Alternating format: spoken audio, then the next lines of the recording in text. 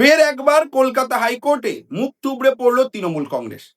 কল্যাণ বন্দ্যোপাধ্যায়কে জানিয়ে দেওয়া হলো এবার ভোটের গণনায় থাকবেন শুধুমাত্র কেন্দ্রীয় সরকারের কর্মীরাই।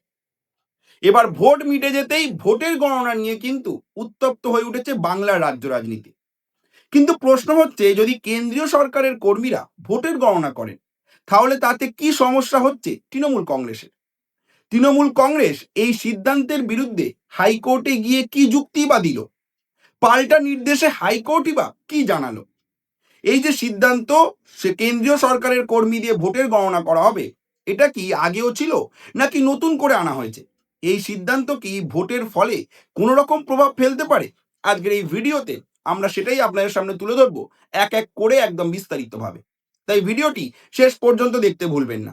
আর যদি আপনি আমাদের চ্যানেলের নতুন দর্শক হন, তাহলে অবশ্যই ফলো এবং সাবস্ক্রাইব করতে ভুলবেন না। চলুন শুরু করা যাক।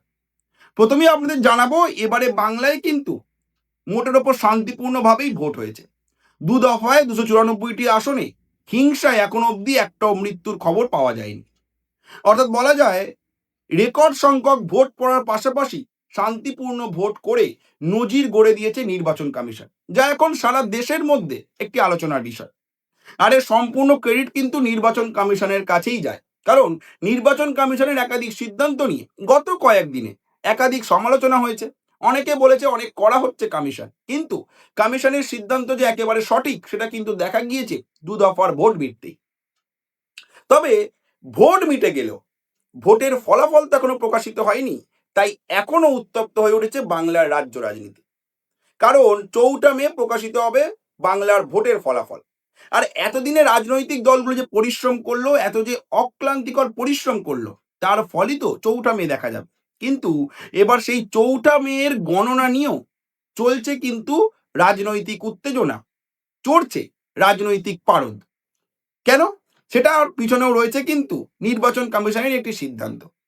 কারণ নির্বাচন কমিশন জানিয়ে দিয়েছে, প্রত্যেক গণনার টেবিলে এবার যে গণনা হবে, সেই গণনার সময় প্রত্যেক গণনার টেবিলে কমপক্ষে একজন করে কাউন্টিং সুপারভাইজার এবং সহকারী থাকবেন, এবং তারা হবেন কেন্দ্রীয় সরকারের কর্মী।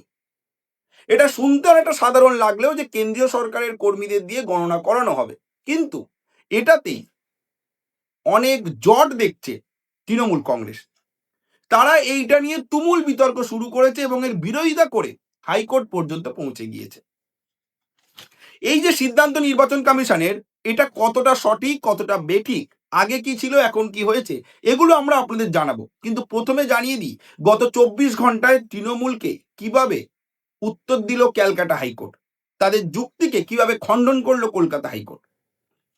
আদালতে গিয়ে তৃণমূল কংগ্রেসের আইনজীবী কল্যাণ বন্দ্যোপাধ্যায় যুক্তি দেন, শুধুমাত্র কেন্দ্রীয় কর্মীদের দিয়ে গণনা করানো উচিত নয়, এতে নিরপেক্ষতা নিয়ে প্রশ্ন উঠতে পারে। অর্থাৎ তৃণমূল কংগ্রেসের তরফ থেকে একদম স্পষ্ট আভাস যে কেন্দ্রীয় কর্মীরা থাকলে সেটা কিন্তু রাজনৈতিকভাবে প্রভাবিত হতে পারে। অর্থাৎ এখানে একরকম ভাবে রাজনৈতিক পক্ষপাতিত্বের অভিযোগ তুলছেন মমতা বন্দ্যোপাধ্যায়ের সরকার। তবে আদালত কিন্তু এই যুক্তি একেবারেই খণ্ডন করে দিয়েছে। কলকাতা হাইকোর্টের বিচারপতি কৃষ্ণ রাও স্পষ্টভাবে জানিয়ে দেন, নির্বাচন কমিশনের সিদ্ধান্ত একেবারেই বৈধ। তিনি এও বলেন যে অভিযোগ প্রমাণহীন, শুধুমাত্র সন্দেহের বশে কোনো সিদ্ধান্ত বদলানো যাবে না। অর্থাৎ ক্যালকাটা হাইকোর্টের তরফ থেকে কল্যাণ বন্দ্যোপাধ্যায় এবং তৃণমূল কংগ্রেসের যে যুক্তি, তা খণ্ডন করে দেওয়া হয়েছে। তবে তৃণমূল কংগ্রেসকে আশ্বস্তও করা হয়েছে। কেমন ভাবে? আদালত জানিয়েছে, যদি ভবিষ্যতে কারচুপি প্রমাণ হয়, তাহলে ইলেকশন পিটিশনের মাধ্যমে চ্যালেঞ্জ করা যাবে। অর্থাৎ আদালতের রায় থেকে দুটো বিষয় কিন্তু স্পষ্ট। প্রথমত, নির্বাচন কমিশনের ওপর আদালতের পূর্ণ আস্থা রয়েছে, এবং আমরাও মনে করি আস্থা থাকাটাই স্বাভাবিক। যে কমিশন একের পর এক কড়া সিদ্ধান্ত নিয়ে যেভাবে শান্তিপূর্ণভাবে ভোট করালো, তা কিন্তু একেবারেই নজিরবিহীন বাংলার ইতিহাসে। প্রত্যেকেই বলা বলি করছে, গত 50 বছরে এত শান্তিপূর্ণভাবে ভোট তারা দেখেনি, তারা দেয়নি। অর্থাৎ সিদ্ধান্ত করা হলে সেগুলো নিয়ে সমালোচনা হলেও রেজাল্ট কিন্তু পাওয়া গিয়েছে, এবং তাই নির্বাচন কমিশনের এই সিদ্ধান্তকেও একেবারে বৈধতা দিয়েছে কলকাতা হাইকোর্ট।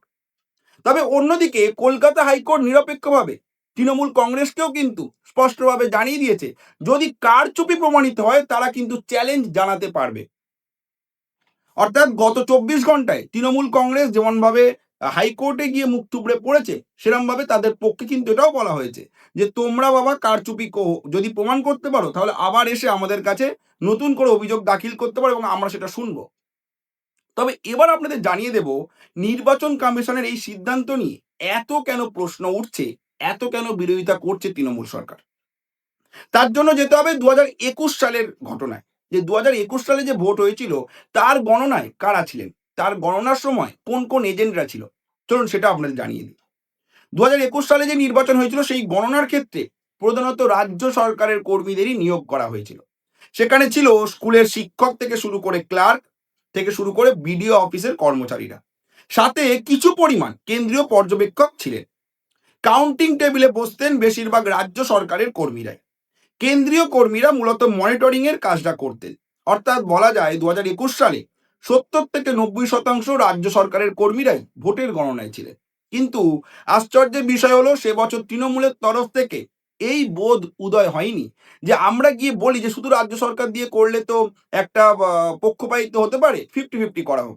কিন্তু এবছর যখন কেন্দ্রীয় সরকারি কর্মীদের আনা হলো তখনই কিন্তু তাদের মনে একটা ভাবোদয় হলো যে এবার বোধহয় পক্ষপাতিত্ব হতে পারে, তাই তারা পরিমরি করে চলে গেল হাইকোর্টে, দাখিল করে দিল অভিযোগ।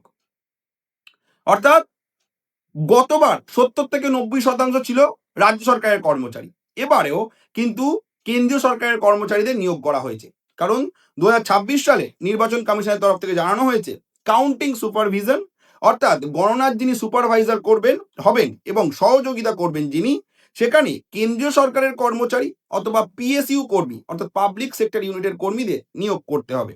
প্রত্যেক টেবিলে আগেরবার যেখানে রাজ্য সরকারের কর্মীরাই ছিলেন, এবার সেখানে অন্তত একজন করে কেন্দ্র সরকারের কর্মীদের দিতেই হবে। অর্থাৎ এবার কিন্তু রাজ্য সরকারের কর্মীদের পরিমাণ অনেকটাই কমানো হচ্ছে। তবে কানাঘুষো শোনা যাচ্ছে এটাও যে কিন্তু স্কুলের যারা শিক্ষক, প্রাথমিক হোক বা হাই স্কুল, তাদের কিন্তু এবার গণনায় একদমই নিয়োগ করা হয়নি। আর তার কিন্তু মূল কারণ গত কয়েক বছর ধরে আমাদের রাজ্যে শিক্ষক নিয়োগ দুর্নীতির একাধিক চিত্র সামনে এসছে। 26,000 শিক্ষকের চাকরি বাতিল হয়েছে। তাই এবার কিন্তু শোনা যাচ্ছে এটা কানাঘুষো যে এবার গণনায় কিন্তু রাজ্য সরকারের যারা শিক্ষক তাদেরকে কিন্তু নিয়োগ করা হয়নি। বাকিটা আপনাদের জানিয়ে দেবো যে 4 মে 77টি গণনা কেন্দ্রে 294টি আসনের ভোট গণনা শুরু হবে এবং এটাও আপনাদের জানিয়ে দেবো প্রতিটি স্ট্রং রুমে 24 জন করে জওয়ানকে নিয়োগ করা হয়েছে। অর্থাৎ ভোটের লড়াই একদিকে শেষ, গণনার লড়াই কিন্তু একদিকে শুরু। হাইকোর্টের রায় কিছুটা হলেও ব্যাকফুটের তৃণমূল, কিন্তু আপনাদের কি মনে হয় হাইকোর্টের এই রায় কি যথাযথ নাকি তৃণমূল কংগ্রেসের বিরোধিতা যথাযথ? নির্বাচন কমিশনের ভূমিকা নিয়েও বা আপনি কি মনে করছেন জানাতে ভুলবেন না কমেন্ট করে। ধন্যবাদ।